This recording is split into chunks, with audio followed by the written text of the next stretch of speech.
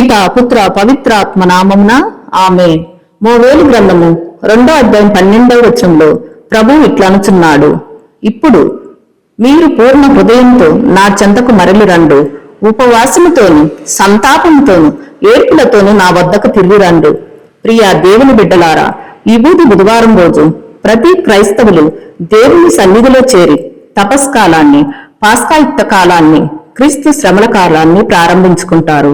ఈ 40 దినాల పాటు ఉపవాసం, ప్రార్థన, దాన ధర్మాల ద్వారా దేవునికి దగ్గరగా జీవించాలని అనుకుంటారు.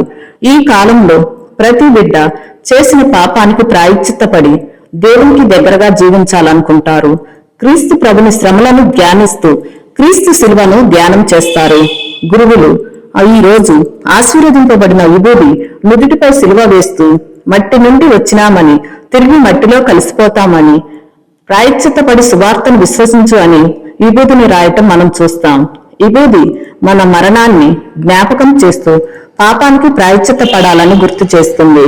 ఈ కృపాకాలంలో హృదయ పరివర్తన చెంది శిలువ చెంతకు వచ్చి మీ దరికి చేరాలని, ఆశీర్వాదములు దీవెనలు పొందాలని ప్రార్థించుకున్నాం.